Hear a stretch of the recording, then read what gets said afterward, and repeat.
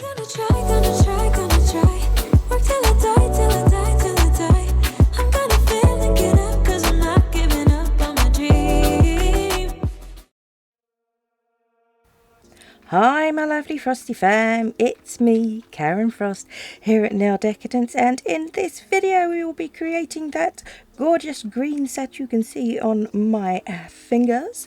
It's a very extreme long set, and I actually did this around Christmas time.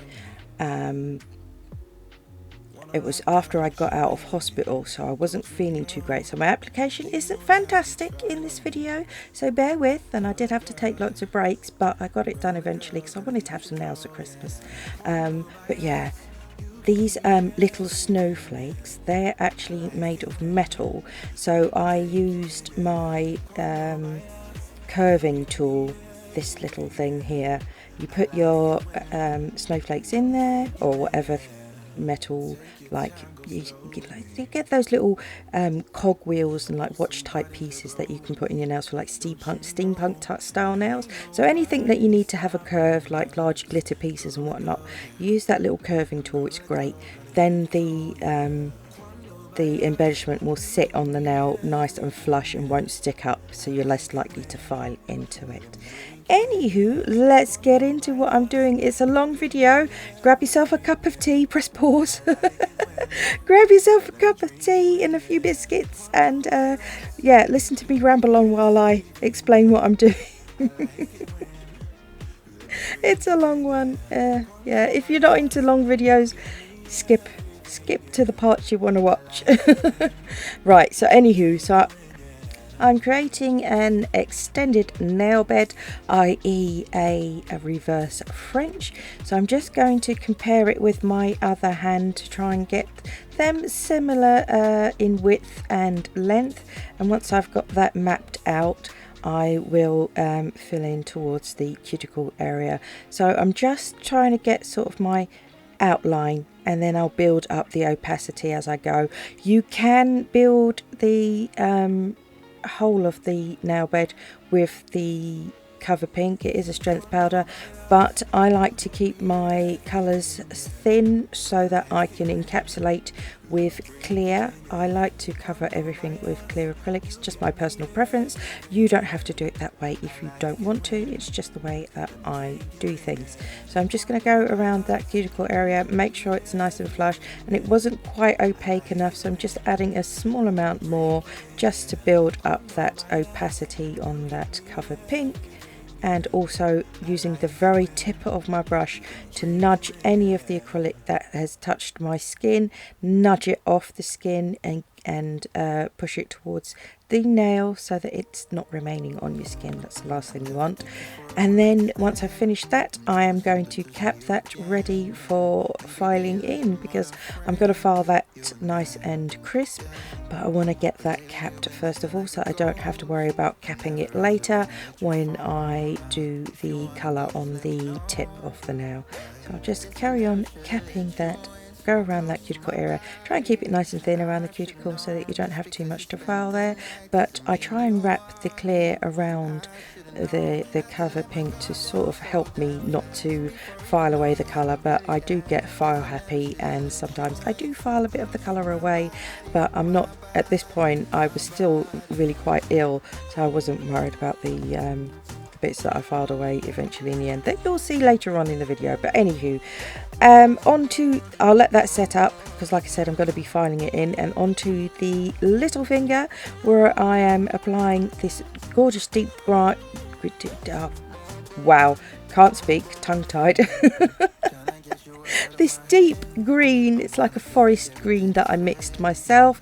It's a very opaque and dark colour. However, whenever I move my hand upwards, I'm holding my fingers towards my light, and when you do that, you're able to see any areas that are not opaque. The light will shine through them, and every time I lift up my hand, you'll see that I'm looking at my nails.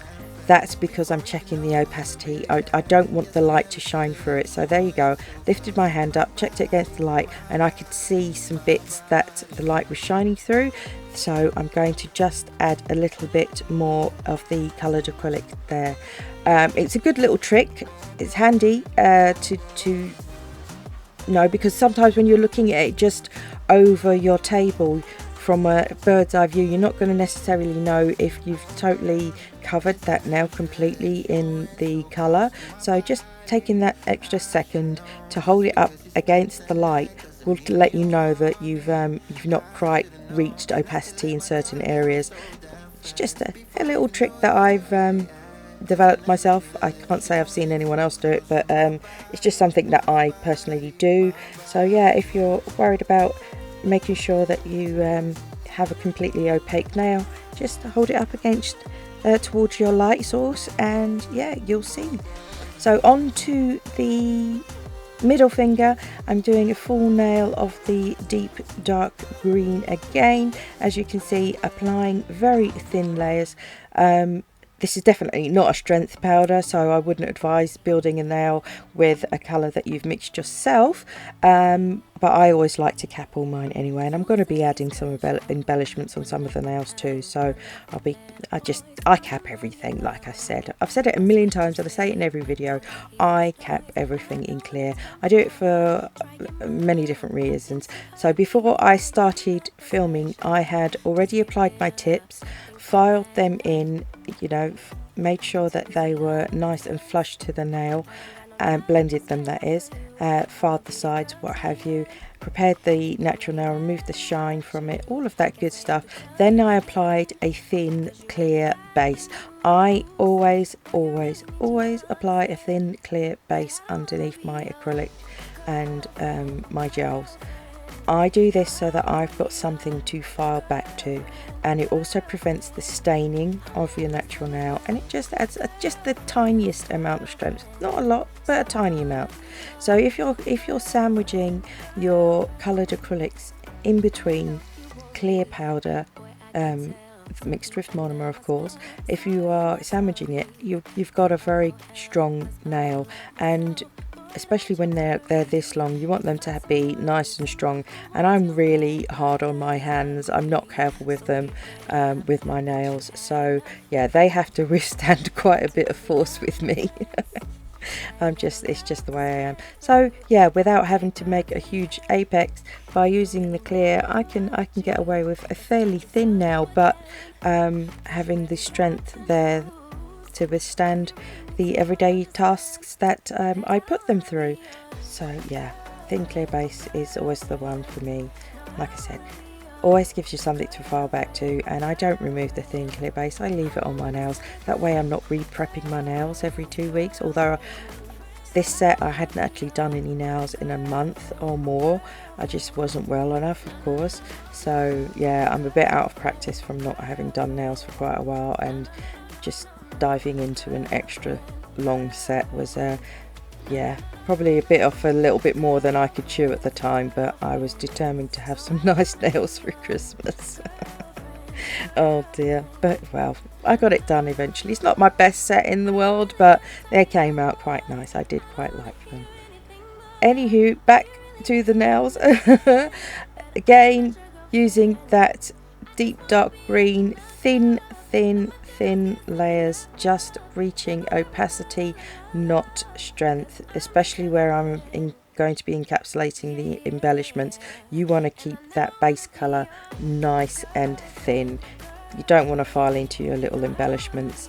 It happens on occasion where you'll file into your glitter pieces or your embellishments. It's not the end of the world by any means, but it's always that nice satisfaction when you don't file into them and they look, you know, perfect. I love that, but you know, sometimes you catch the edge of them when you're filing. It's not the end of the world. Don't worry about it too much, but to try and avoid it, keep your layers nice and thin so that you've got a good margin of clear over the top of them, that you're not going to file into them. So again, around that cuticle area and the sidewalls, I'm trying my best not to get it all over my skin, and it does get on there a little bit, so I just use the very tip of my damp brush, not a sopping wet one, my very damp brush to edge it off the skin, remove any that gets on the skin, and then at my earliest convenience, when I've got the clear over the top of the nails to protect them, I will wash my hands with soap and water. You do not want to leave that monomer for any extended amount of time on your skin. It's very bad for your skin. Nail products are not made for the skin, and it will cause allergies eventually over time. So try and avoid getting as much monomer on your skin as possible. I did a terrible job on with getting it on my skin on this occasion, but yeah, do as I say, not as I do. Don't get it on your skin. So whilst I've let those other nails set up, I've just used a little bit of clear acrylic, just a very small amount, to stick my little snowflakes into. And you'll see that I also gave my brush a good old clean, because I didn't want any of the green to transfer onto the white snowflakes, which is why I didn't press them into the green acrylic whilst it was wet. I didn't want to risk transferring any of that dark green colour onto the white snowflakes and messing with them colour wise. So that's why I'm using clear to stick them on, as opposed to sticking them into the wet green acrylic. So I'm just going to keep layering them on, and I use the ferrule of my brush to just push those snowflakes into that clear acrylic to make sure that they are nice and secure. Just comparing it now and again to my other hand. I'll move those out of the way because I'll end up knocking them over. And then I've gone back, let those set up, of course. Gone back to the little finger now that has also set up a little bit. Well, quite a lot actually. It's hardened enough for me to apply the clear without again risking mixing the green in with my clear, so that I get a nice clear layer of clear. So that it's nice and it's not muddied at all by the green. When using deep dark colours like this, if you want to ensure that your clear stays clear, keep a second monomer dish, so that you've got one monomer dish for your colour and one monomer dish for your cover pink and your clear. That way you know that it's not going to cloud your clear acrylic in any way or taint it. So as you can see how much colour is on my kitchen towel, you can imagine if I got that all in my clear acrylic, my clear in my monomer, my clear wouldn't be clear anymore. So just bear that in mind. It's nothing, it's not a hard thing to do to have just two monomer dishes, and it would just unless you're really good at cleaning your brush, I would suggest doing two monomer dishes for sure. It's not hard to get two monomer dishes, and then you're making sure that your cover pink and your clear remain nice and untainted, unblemished, and yeah, nice the way they're supposed to be. So as you can see, just capped that nail, and I also compare it to my other hand as I go.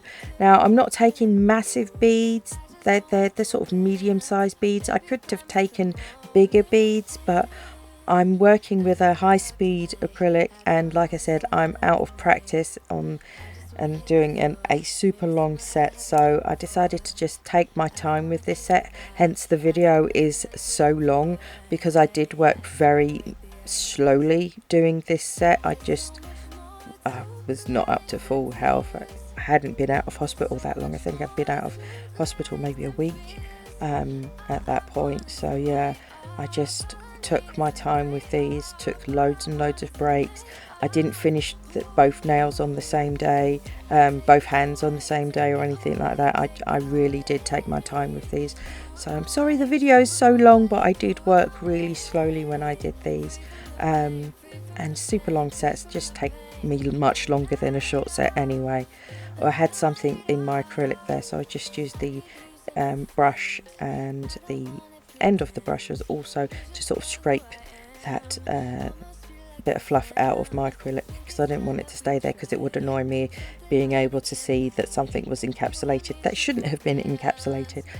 I don't know where fluff comes from. Nowhere. Where does it come from? It just appears out of nowhere into your acrylic. It's so annoying. But yeah, I just sort of gave it a dig, got it out. All is well. Just repaired that gap that I divot that I made, and yeah, just comparing. Now when you see where I look from the side, I'm looking at my apex. Always turn your hand from different angles, so you're looking at the nail from down the barrel, from the side, not just the bird's eye view, and also compare it to your other hand. We want all the nails to be a similar thickness, to have a similar height in their apex and a similar width from sidewall to sidewall. So just make sure that you've covered all your nail with the clear acrylic, then you can worry about the thickness and just work methodically as you go. I've decided to work from free edge down to cuticle, but if you want to do it the other way around, if you want to work from cuticle down to free edge, if that's what makes it easier for you, then go ahead. It depends on the kind of nails I'm doing to how at what point I start in the nails. There's times when I start in the middle of the nail. It all depends on my mood of the day, as it were. So I'll just go carefully around that cuticle area. Again, I'm just trying to wrap it around that green to sort of help me not to file it away. But if I do, it's not the end of the world. Like I said, I wasn't too bothered about that. I just wanted to get some nails on, and yeah, I did overfile a little bit, but I did try and prevent it from happening by just wrapping that clear acrylic behind it. And you'll see I compared it to the other nail, and the apex was just a little bit higher on the other nail, so I just added a little bit more acrylic, and you can see there I'm still comparing, always, because I've not filed the other hand at this point. I've just got the nails on, so I need to check to make sure that both hands have a similar amount of acrylic on. Consistency in your nail sets comes with comparison. It really does. I mention it in every video, but it's so important. If you are noticing that your nails are not consistent in their shape, their length, their width, their thickness, it's most likely because you are not comparing your nails to the nails on the same hand and also on your other hand. Stopping and comparing really does make a difference. It made a huge difference to my sets once I started doing that, and that is for me one of the top key tips I can give you guys, is stop and compare your nails all the way through the process, not just once. Do it at every stage of the process. Keep comparing, and you'll notice that your sets become much more uniform and much more consistent that way.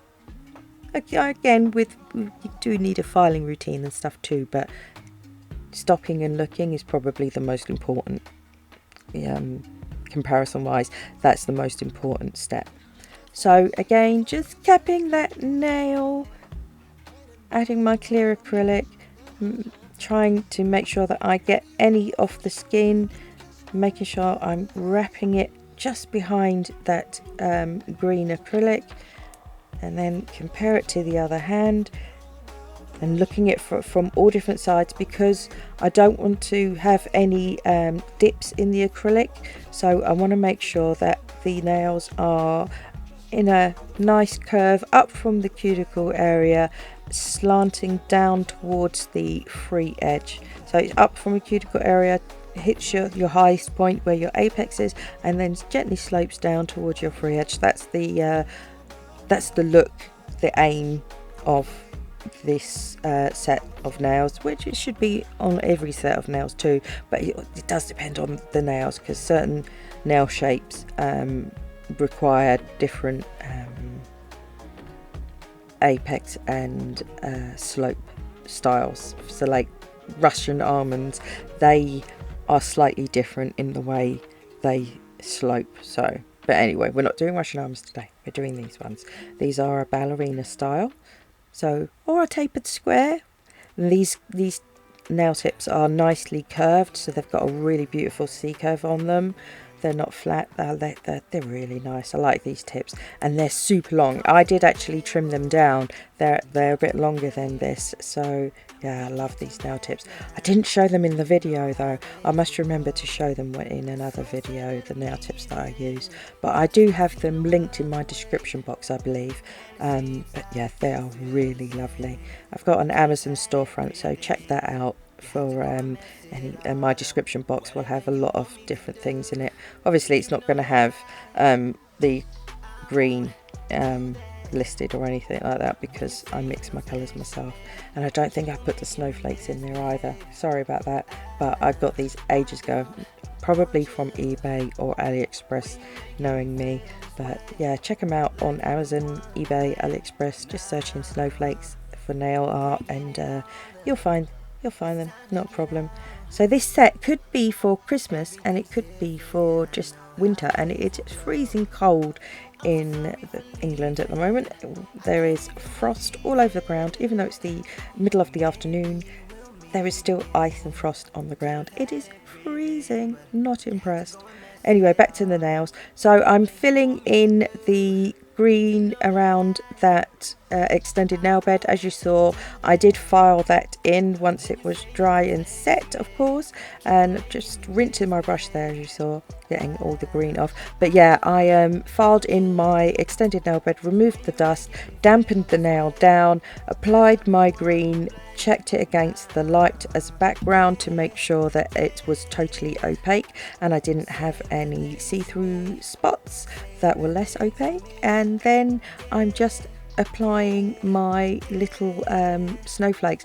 Now this time I decided to try and put them into the green acrylic whilst it was still wet. I've decided to take the risk, and that's why I cleaned off my brush really well, because I thought, you know what, if I notice any of the green going on, then I can at least wipe it off very quickly and then go back into the clear and attach the snowflakes that way. I was a bit impatient. I didn't want to wait for the green to set up. I just wanted to get the nails done at this point. I was like, no, I'm done. I just want this over with. So the clear isn't as clear as it should be, because the clear acrylic is kind of getting muddied a little bit by the green acrylic, which is because it wasn't quite fully dry like I did with the other hands. But it's not too bad, but have a bit more patience than I did, and your clear will be much more clear if you just wait for the green to set up like I did with the first ones. But yeah, like I said, by this point I'd had enough. I was in so much pain. I was like, no, I just need to get the nails on and take a break before I even think about filing them. So I'm just checking that now from all different angles, filling in any dips in the acrylic, making sure the nail is built up and that the colour is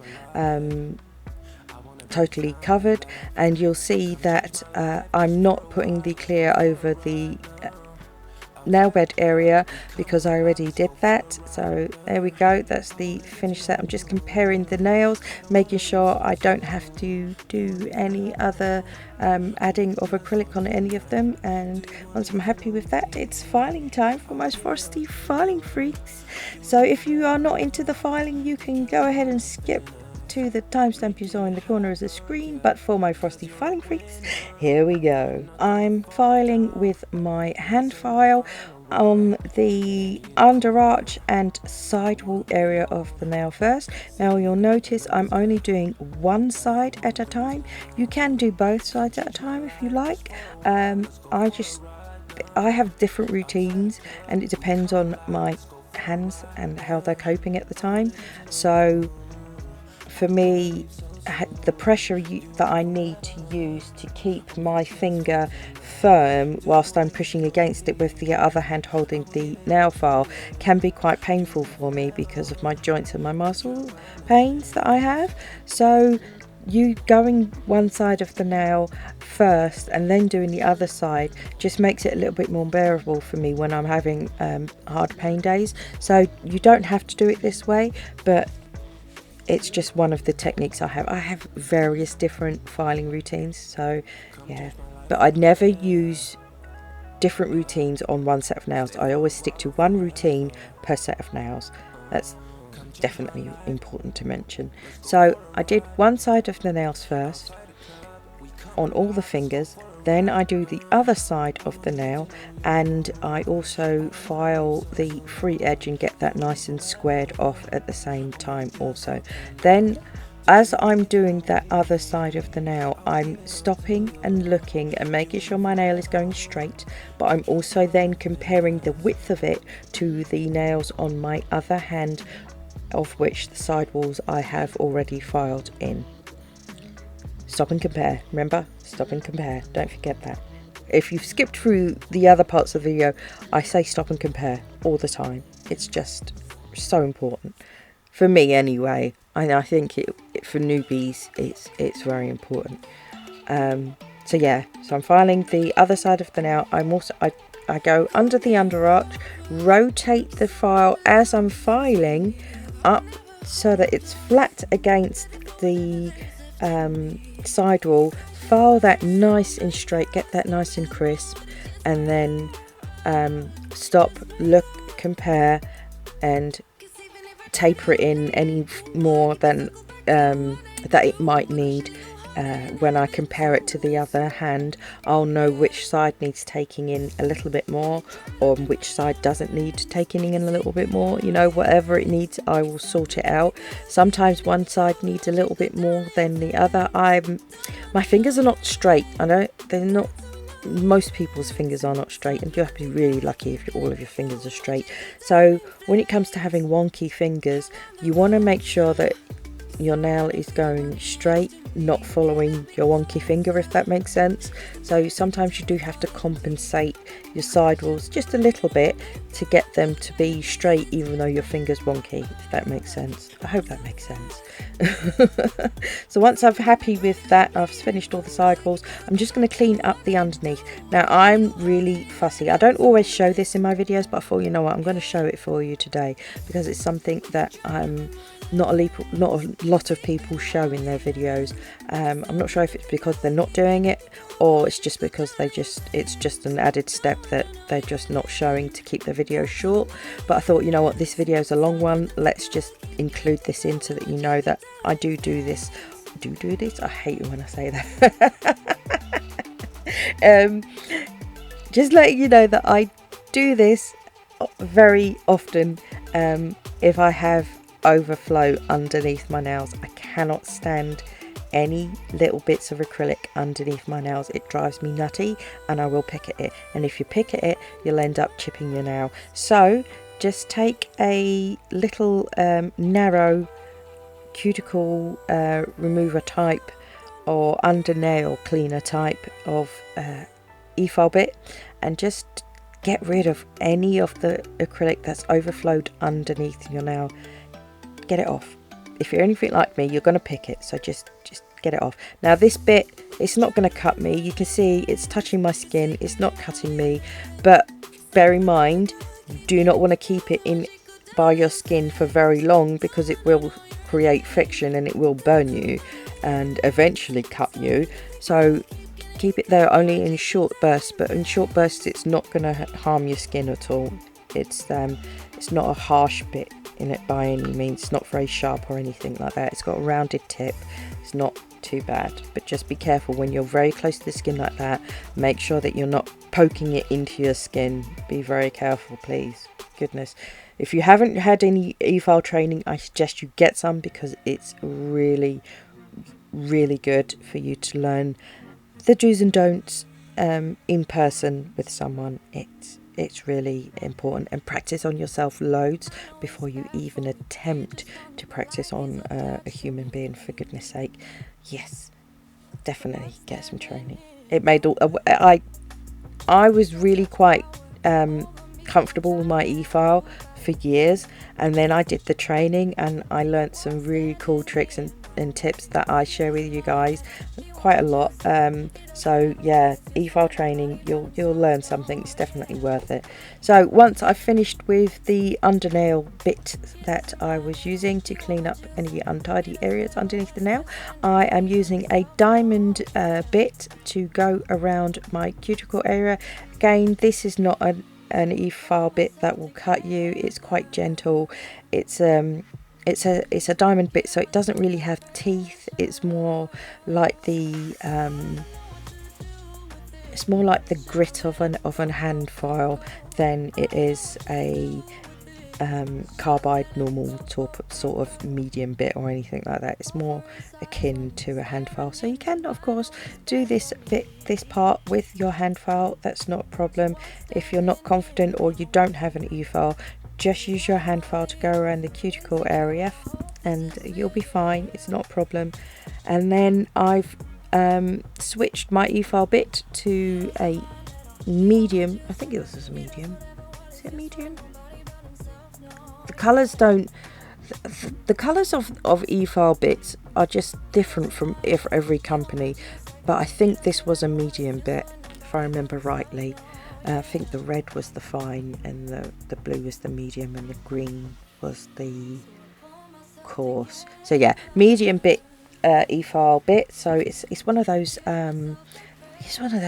5-in-1 bits, and so I'm just using that to file in my smile line, get that nice and crisp, and we do like a nice crisp reveal on the smile line. All that hard work paying off. Do like that. And then I'm also just doing a bit of debulking. I like my free edge to be no thicker, if not just a little bit thinner than a credit card. So I will always taper down my free edge and make sure it's not too thick. I find personally that picking up things is so much easier when your free edge isn't thick and bulky. I think it looks unsightly for your free edge to be really thick. There's no need for it. The nails can be strong without that being so thick, and like I said, I think it looks unsightly to have a really thick very tip of your free edge.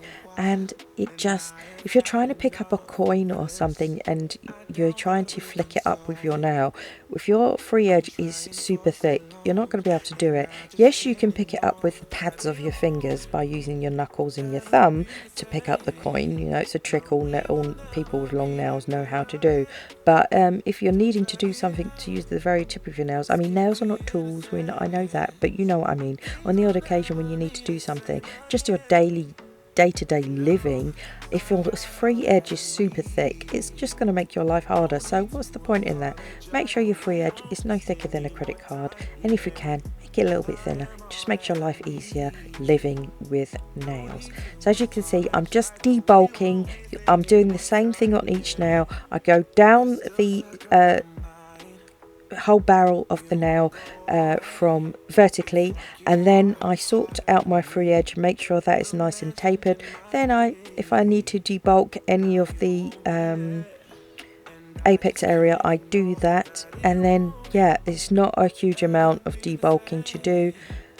Although my application wasn't exactly neat, it wasn't too bad, so not too much debulking to do. And then I'm using a less harsh of a grit of file, so it's less coarse, it's more of a finer grit. So I'm using the 150 side of my hand file to just go along the side walls, just one more time, to make sure they're nice and sharp, make sure that my free edge is nice and squared off.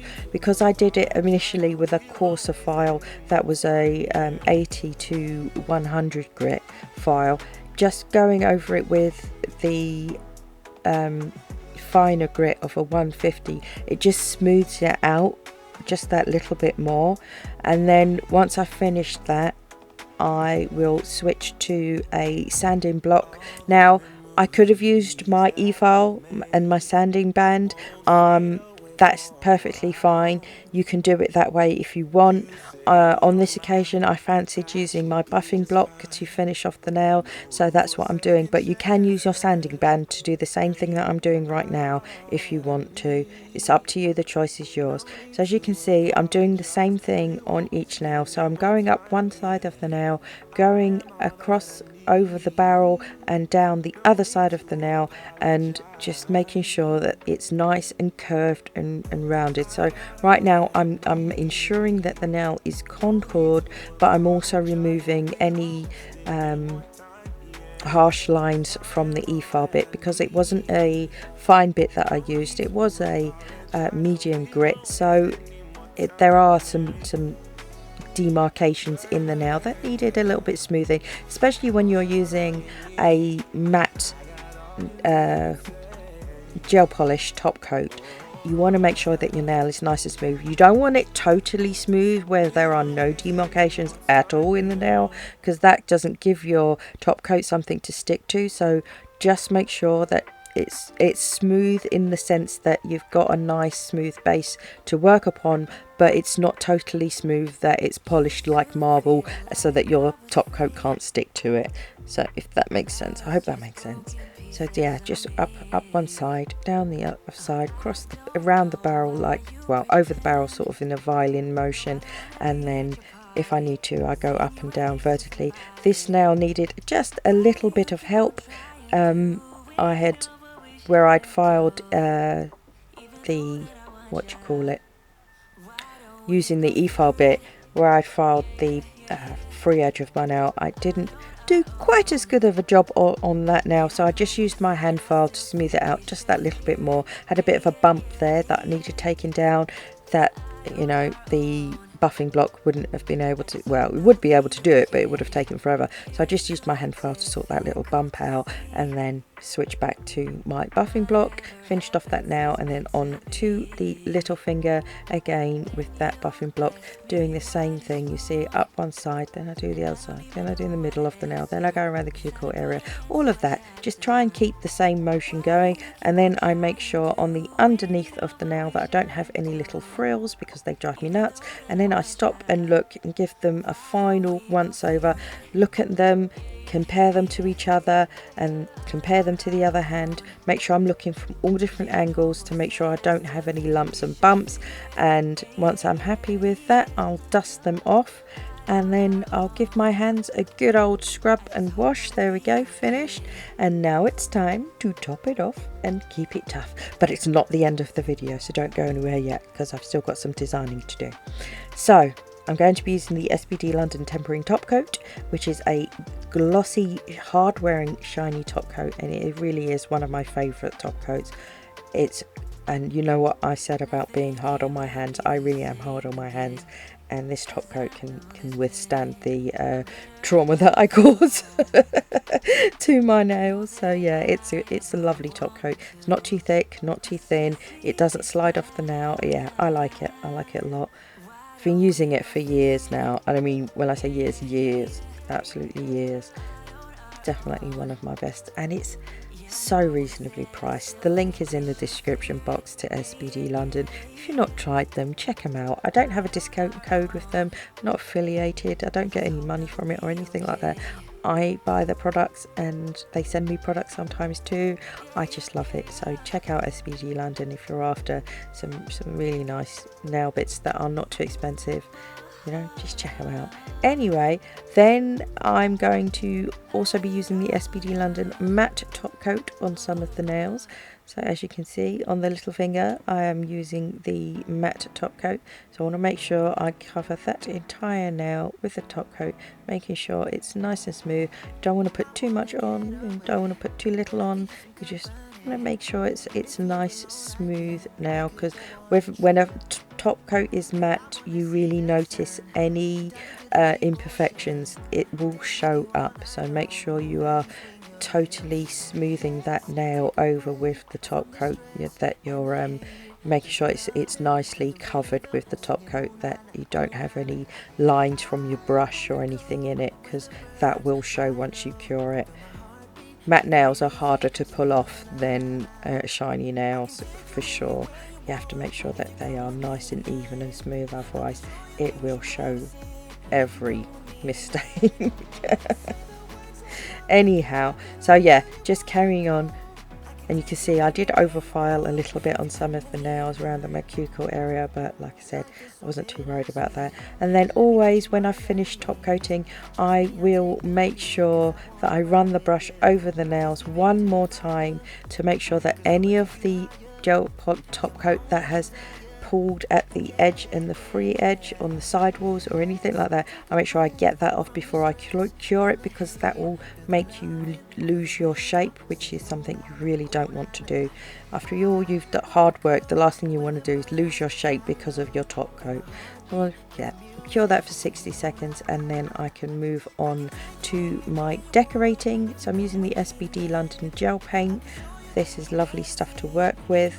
Again, like I said, so reasonably priced with when it comes to SBD London, and it's a lovely gel paint to work with. What can I say? It does the job, and you can see it's opaque in one layer. I don't have to put on 2 layers of it or anything like that.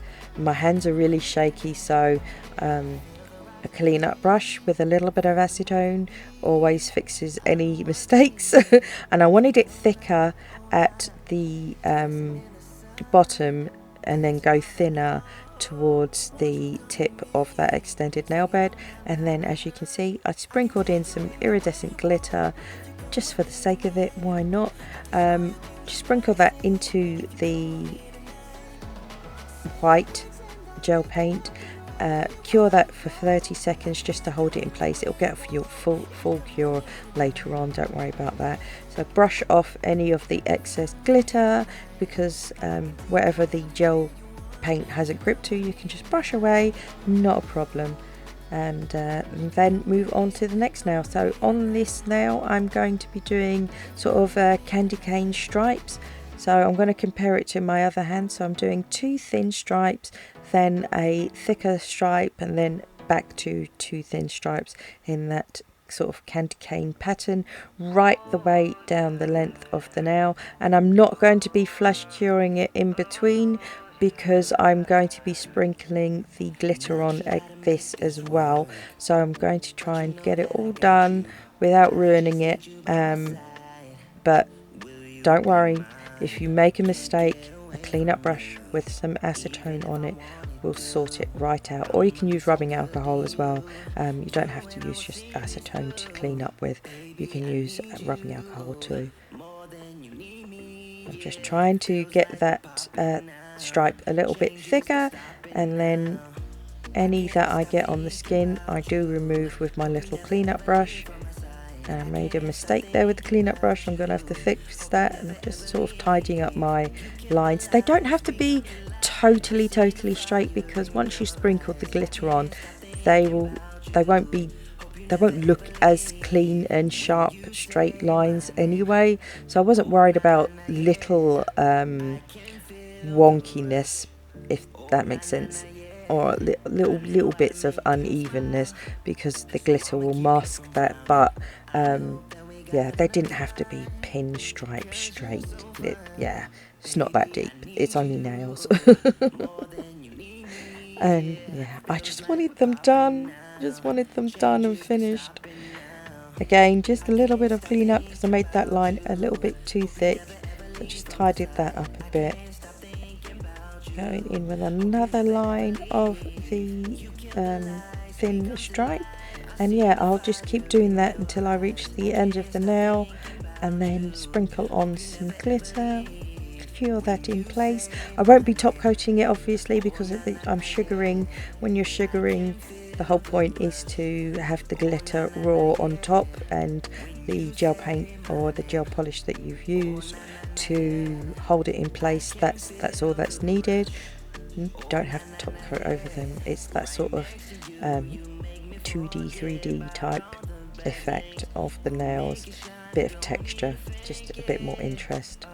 Well, you don't have to add the glitter at all, you can keep it plain white, of course, that's not a problem.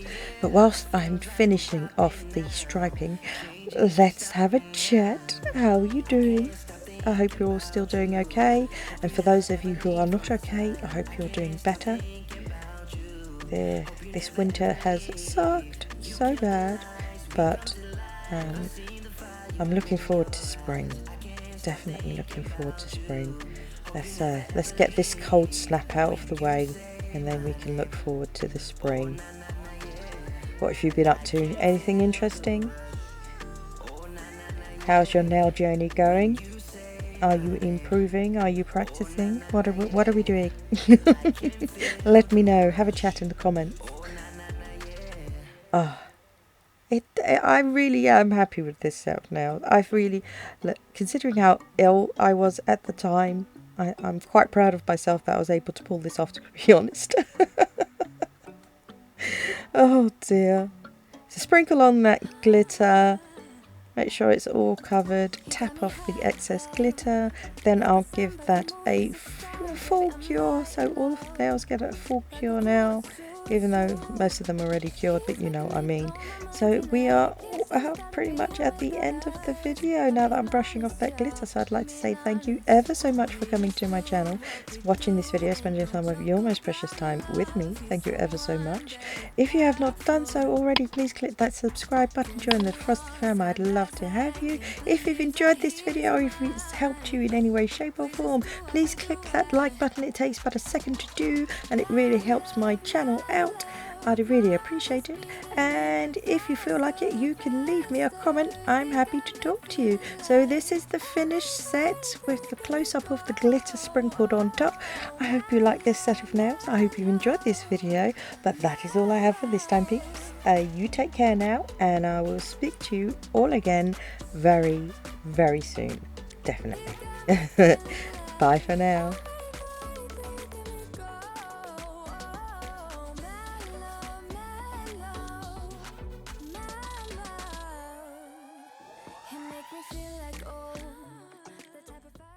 Someday soon, I'm gonna make it.